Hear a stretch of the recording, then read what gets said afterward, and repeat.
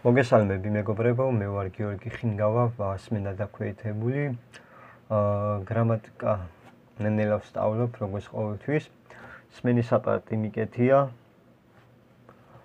ხო, მოკლედ მე დღეს მინდა ვისაუბროთ ანჩის ხატის თემაზე.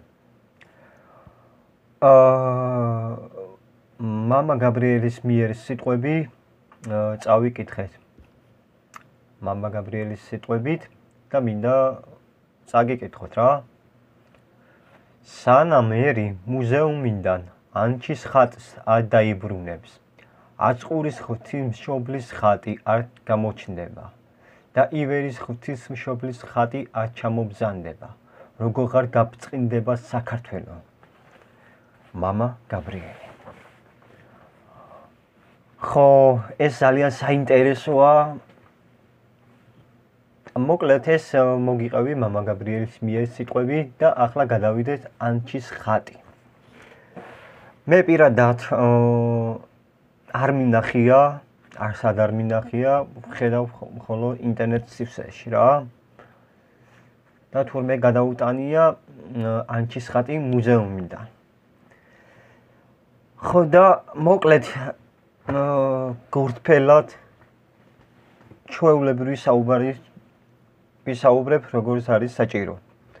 მოკლედ, ანჩის ხატი უნდა დაიბრუნოს, სადაც იყო ეკლესიაში. მე ნამდვილად არ ვიცი, სად უნდა იყოს ანჩის ხატის ეკლესიაში, რომელი ტერიტორიაზე. თქვენთვის უფრო ადვილია და გასაგებად იცით, სად უნდა დააყენო ანჩის ხატის ეკლესიაში. ხო, რას მთავარია, ანჩის ხატი არის ძალიან დიდი მნიშვნელობა აქვს. და რატო? ანჩის ხატი არ უნდა იყოს მუზეუმი. ანჩის ხატი არის იესო ქრისტეს გამოსახულების ხატი, რომელიც არის ცოცხალი ხატი, რასაც ქვია ცოცხალი ხატი, რომელიც უძველესი განძი ხატი არის, ასე ვთქვათ.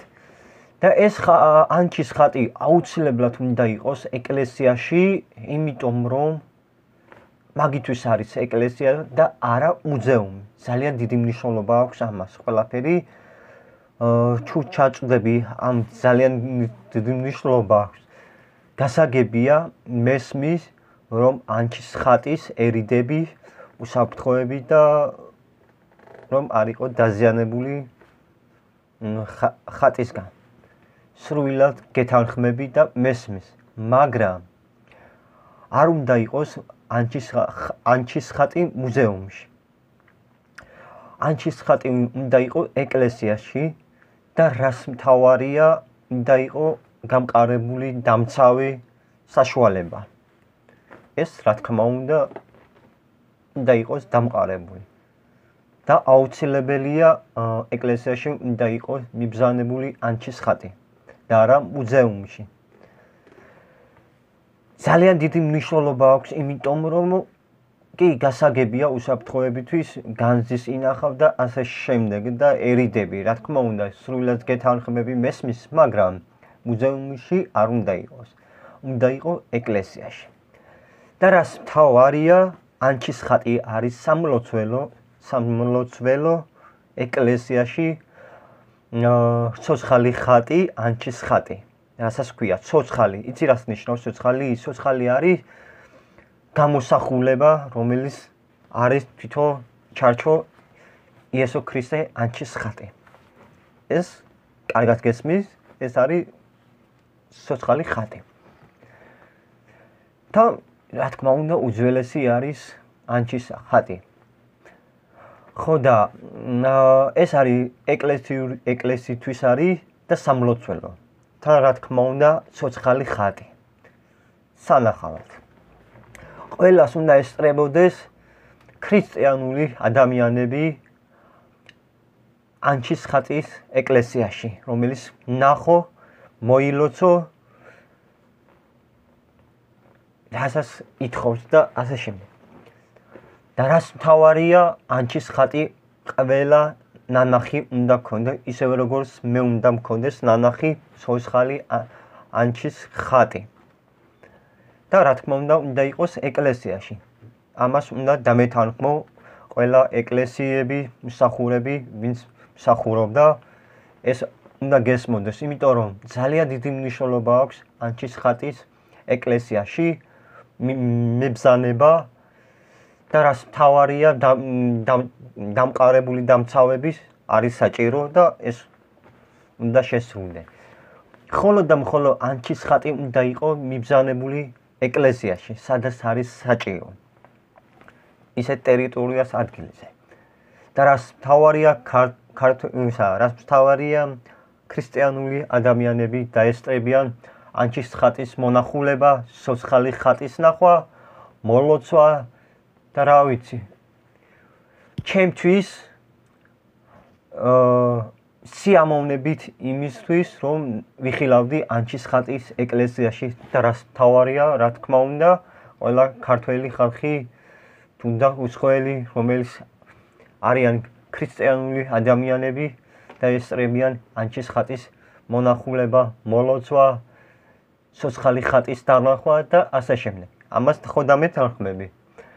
მოკლედ, ბევრი არაფერი არ არის სათქმელი, ზუსტად იგივე რას განმარტე და აუცილებლად ეს უნდა შესრულდეს. და როგორც ზუსტად ისე ამბობს მამა გაბრიელის სიტყვების და რა თქმა უნდა გავუთვალისწინოს მამა გაბრიელის მიერ სიტყვები და ეს ჩვენ ყველა გვეხება და ეს უნდა შევასრულოთ, რასაც საჭიროა. მე როგორც გითხარი, გულწრფელად, ხმამაღლად ლაპარაკი, ასე განმარტებები და გამოხმაურება. და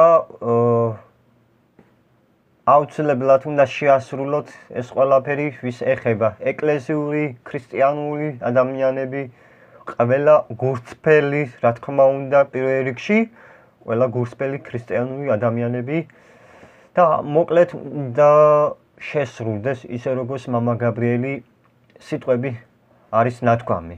მოდი კიდევ ერთხელ გავიმეორო, რას ამბობს მამა გაბრიელი და ეს ყოველთვის ხმამაღლა უნდა ამოვიღო და გაიგო მთელი საქართველო, მთელი მსოფლიო, როგორც ქრისტიანული ადამიანების რომ იცოდეთ. მოკლედ წავიკითხო მამა გაბრიელის მიერ სიტყვები და ვიმეორებ.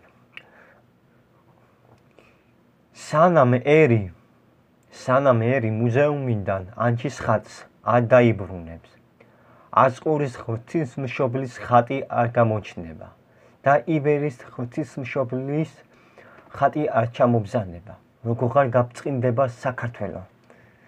აი ეს მამა გაბრიელის ძალიან დიდი მნიშვნელობა აქვს სიტყვები და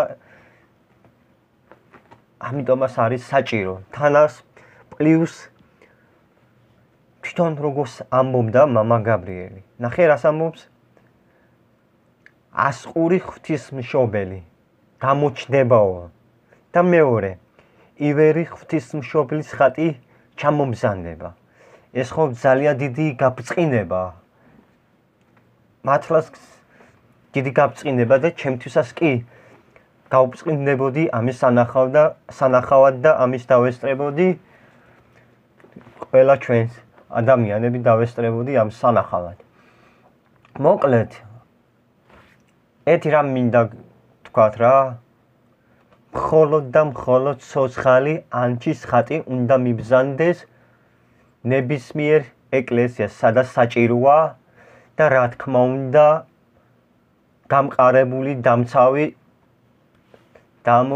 დამონტაჟო ისე რომ იყოს ანჩის ხატი მიბრძანებული ეკლესიაში და იყოს დამყარებული დამცავი და რაღაცა. და რა თქმა უნდა ყველა მოინახულებ ქართველი ქრისტიანი ადამიანები ანჩის ხატის დანახვაში, მოლოცვაში, სოცხალი ხატის დანახვას, მხოლოდ და მხოლოდ ის რომელიც არის ნამდვილი განზის ანჩის ხატი. ანუ რას ნამდვილად არის დამზადებული ჩარჩო, რომელიც როგორიც არის და რა დაბეჭდილი და რაღაცა ეგეთი არა. მხოლოდ და მხოლოდ ცოცხალი ანჩის ხატი, რომელიც არის ნამდვილი ჩარჩო, ნამდვილი დამზადებული ცოცხალის ასე ვთქვათ. მოკლედ აუცილებლად უნდა შესრულდეს ეს ყველაფერი და ველოდები ანჩის ხატის მიბრძანება ეკლესიაში. ოდესმეს ამას ხო და არ უნდა გავიდეთ დიდი ხნის, ასე ვთქვათ, 1 წელი, 2 წელი, 3 წელი და რაღაცა. დროა იმოქმედო ამაზე.